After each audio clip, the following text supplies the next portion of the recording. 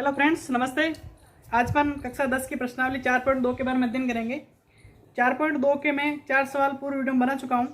5वां सवाल है, एक समकोण त्रिभुज की ऊंचाई इसके आधार से 7 सेमी कम है। यदि कर्ण 13 सेमी हो तो अन्य दो भुजाएं ज्ञात कीजिए। सबसे पहले आप समकोण त्रिभुज बना रहा हूँ। ये आपका समकोण त्रिभुज है। इसने कहा है कि इस समकोण त्रिभुज की ऊंचाई इसके आधार से 7 सेमी कम है। इसका मतलब आधार आपके x मानते हैं तो इसकी ऊंचाई कितनी हो जाएगी? ऊंचाई इसके आधार से 7 सेमी कम है तो x माइनस 7, आधार से 7 सेमी कम है। अब ये कर्ण 13 सेमी, ये आपका कर्ण 13 सेमी, तो ये तो कर्ण है, ये आपका आधार हो गया और ये आपका लंब हो गया। अब इसमें आपको पाइथागोरस प्रमेय याद करना होगा। पाइथागोरस प्रमेय है, सूत्र है कर्ण स्क्वायर बराबर आधार स्क्वायर प्लस लंब स्क्वायर। तो माना कि आधार बराबर x तो लंब बराबर क्या हो जाएगा? x minus 7। अब आपके कर्ण तीसरी भुजा कर्ण बराबर 13 जो दे रखा है आपको। अब यहाँ पर पाइथागोरस प्रमेय लगाओगे, क्योंकि पाइथागोरस प्रमेय से समकोण त्रिभुज में यदि कोई सी भुजा निकालनी हो तो आप ये सूत्र का प्रयोग करोगे, पाइथागोरस प्रमेय। कर्ण स्क्वायर बराबर आधार स्क्वायर प्लस लंब स्क्वायर। कर्ण कितना दे रखा है? 13, तो 13 का स्क्वायर। आधार कितना दे रखा है? x स्क्वायर प्लस लंब कितना है? x माइनस 7 का स्क्वायर। अब इसको अपन हल करते हैं। तो आपने पूरे वीडियो में देखा होगा, पूरे वीडियो में आपने देखा है कि x माइनस 7 का किस सूत्र का प्रयोग करेंगे? गुणनखंड का प्रयोग करेंगे, a माइनस बी का होल स्क्वायर।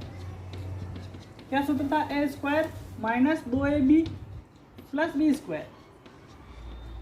इस गुणनखंड का इसमें प्रयोग करेंगे क्योंकि यह होल स्क्वायर लगा हुआ है। 13 का स्क्वायर कितने होते हैं? 13 इंटू 13 कर दो आप, 13 का स्क्वायर होता है 169 बराबर ये आपका x स्क्वायर हो गया प्लस।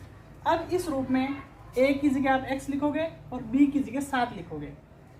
a की जगह तुमने x लिखा तो x स्क्वायर हो गया माइनस 2 आपके सूत्र का ही है और ये x है और इंटू 7 और माइनस प्लस स्क्वायर b का स्क्वायर 7 का स्क्वायर, ये हो गया। तो 169 तो आपके वैसा का वैसा x square plus x square minus 7 दूनी 14, 14x और प्लस के गुण 50। अब आप इन संख्याओं को एक तरफ ले सकते हैं। 169 को आप इधर ले जाएंगे तो यह 0 बराबर हो जाएगा, तो 2x स्क्वायर एक ही है तो 2x स्क्वायर हो गया आपके माइनस 14x है, ये प्लस के गुण 50 आपके पास पहले से है और ये माइनस के 169 हो गए।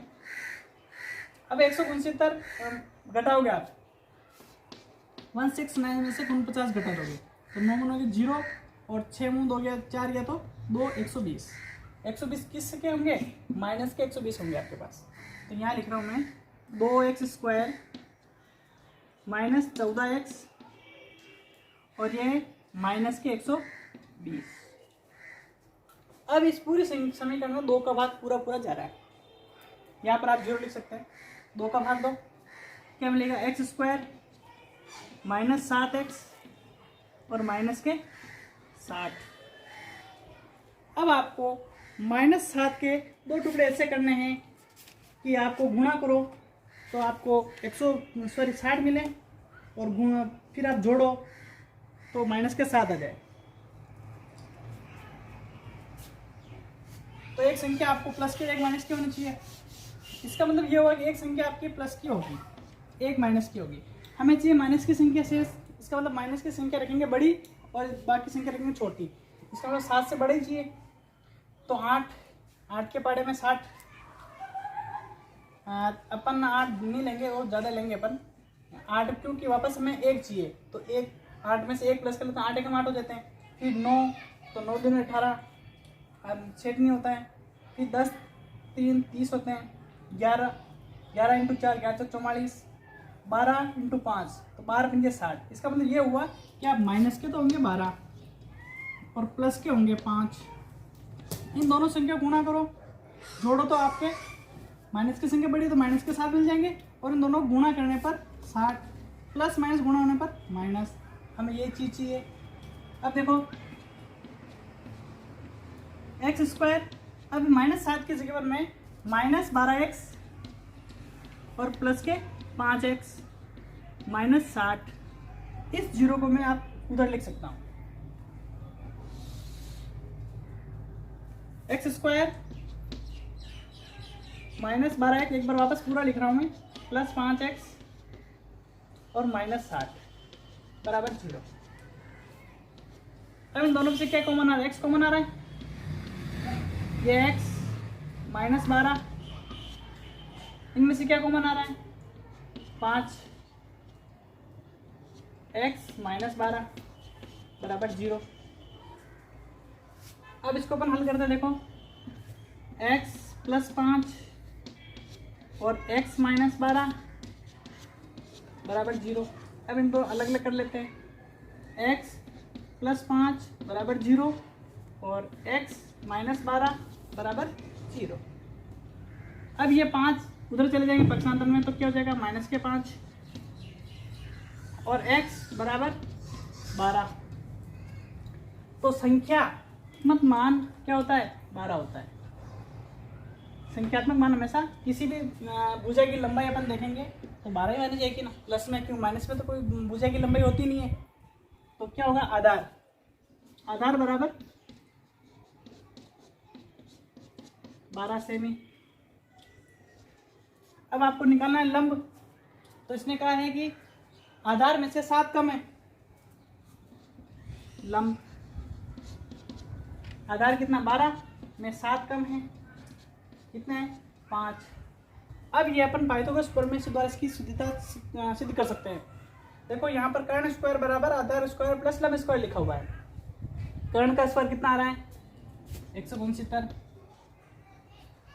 अब ये है आधार, 12 का स्क्वायर कितने होते हैं? 144 और 5 लंब के स्क्वायर, 5 के स्क्वायर 25 होते हैं। इस सूत्र के अनुसार इन दोनों की जोड़ और इसके बराबर आनी चाहिए। 4 और 5 9, 4 और 2 6, 1, दोनों सेम आ गए। इसका मतलब ये अपना सवाल सही है।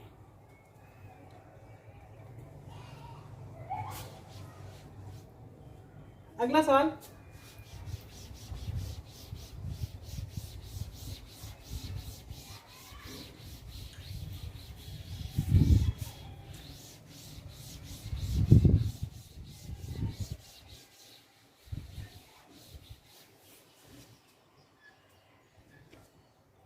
दे रखा है, एक कुटीर उद्योग एक दिन में कुछ बर्तनों का निर्माण करता है। एक विशेष दिन ये देखा गया कि प्रत्येक नग का निर्माण लागत उस दिन निर्माण किए गए बर्तनों की संख्या के दुगुनों से 3 अधिक है। उस दिन की कुल निर्माण लागत 90 रुपये थी। निर्मित बर्तनों की संख्या और प्रत्येक नग की लागत ज्ञात कीजिए। अब उसने कहा है कि उस दिन निर्माण किए गए सारे बर्तन मानेंगे अपन। उस बर्तन में एक बर्तन की कीमत क्या होगी? उस दिन निर्माण किए गए बर्तन को दुगने से 3 अधिक है। माना कि विशेष दिन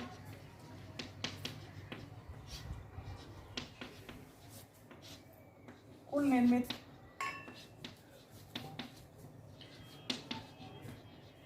बर्तन x। अब उसने कहा एक बर्तन की लागत, प्रत्येक नग के निर्माण में लागत, एक बर्तन की लागत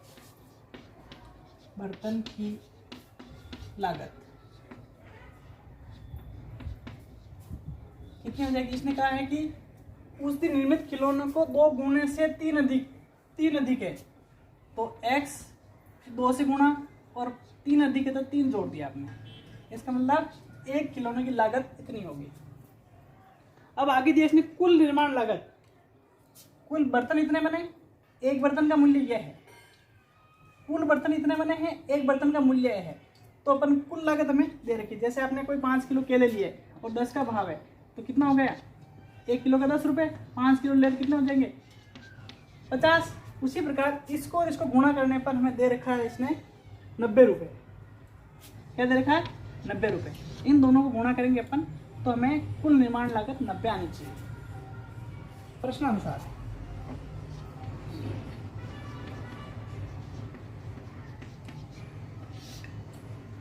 ये आपका x कुल निर्माण, कुल बर्तन बने जो, एक बर्तन की लागत है 2x + 3 और हमें लागत दे रखी है 90 रुपये।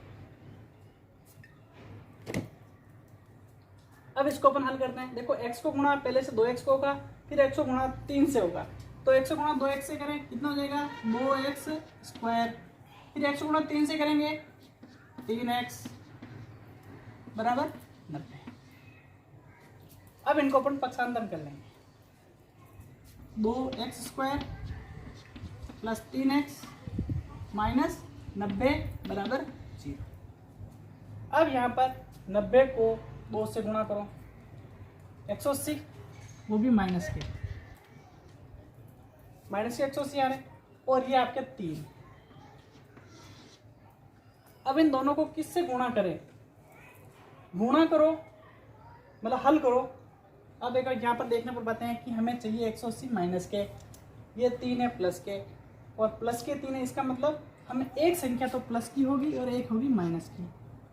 इसका मतलब इससे बड़ी संख्या ही मिलेगी आपको, तो बड़ी संख्या मिलेगी। इसका मतलब ये हुआ कि आपकी 15, तो आप प्लस ले लो। अब 15 में से 3 घटो तो 12, 12 आप माइनस में ले लो। 15 में से 12 गए तो प्लस के 3। अब 15 को 12 से गुणा करो, 2 × 10 को 0 हासिल को 1, 2 ने 3, ये 5 और 1, 0, 5 × 8 1, 180। इसका मतलब ये अपना सवाल सही बैठ रहा है। प्लस के 15 हो जाएंगे और माइनस के 12, तो यहाँ लिखूंगा 2x² प्लस 15x और माइनस के 12x और माइनस 90 बराबर 0। अब प्रथम दो में से अपन कॉमन निकालेंगे। देखो 15 में विषम संख्या है, ये सम संख्या है, 2 इसमें 2 का भाग जाता है, इसमें नहीं जाता है, तो दोनों में क्या कॉमन है, सिर्फ x ही कॉमन है। तो क्या कॉमन निकल रहा है, सिर्फ x कॉमन निकल रहा है। तो x का भाग इसमें दूंगा तो क्या बचेगा, सिर्फ 2x, ये सिर्फ 15 बचेंगे, क्योंकि x से x कट गया तो x का भाग पूरे 15 x में देंगे, x से x कट गया सिर्फ 15 बचे। अब ये संख्या मैं वैसे वैसे यहाँ लिख रहा हूँ, 2x + 15 बराबर 0। अब यहाँ पर देखो ये संख्या चेंज हो रही है, क्योंकि दोनों कोष्टक हमेशा सेम आते हैं। सबसे सरल तरीका यही है कि दोनों कोष्टक में हमेशा गुणन करने सेम आते हैं। तो देखो यहाँ पर बाकी तरीका तो वही है, पहले आप कॉमन निकालोगे, लेकिन ये एक सरल तरीका मैंने आपको बताया कि ये दोनों क्वेश्चन सेम होता है, तो आप पहले लिख दो तो थोड़ी सी जगह छोड़ के फिर आप आराम से कॉमन निकाल सकते हो, तो आपकी गलती की संभावना बिल्कुल कम हो जाएगी। ये माइनस है, ये प्लस है, इसका मतलब कॉमन माइनस में है। अभी आप किसी भी संख्या को देख सकते हो, 12 को देख लो या 90 को देख लो, उत्तर क्या ला रहा है। 12 में किसका भाग दे 2 आ जाए 6 का, 90 में किसका भाग दे जो 15 आ जाए 6 का, तो यहाँ पर कॉमन क्या है 6 कॉमन। अब 6 का भाग देके देख लो, 6 का भाग 12 में देखे 2 आ रहे हैं, 2x है ये, माइनस 6 का भाग 90 में दे तो माइनस से माइनस कट गए तो प्लस हो गए, और 6 का भाग 90 में दिया जो 15 प्राप्त हुए।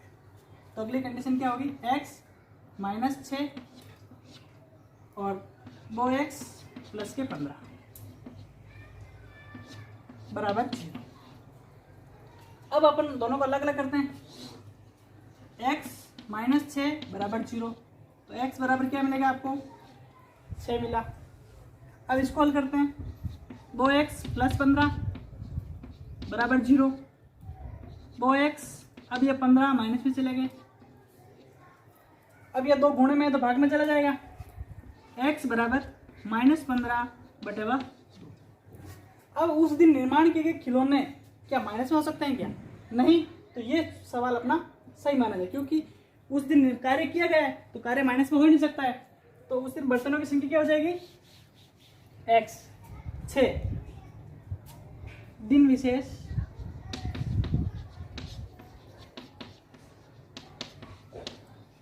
में निर्मित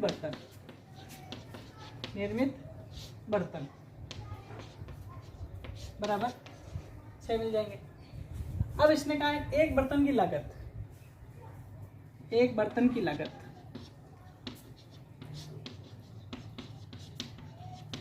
अब आप ध्यान से देखो, बर्तन की लागत सवाल के अंदर से निकलेगी। इसने कहा है कि 2 को 1 से गुणा करना और 3, x का मान अपने पास कितना है 6, इस सूत्र में अपन मान भर देंगे x का मान। देखो इस दे रखा है 2x + 3, तो 2 × 6 + 3, 6 × 12 + 3 बराबर कितना हो गए 15।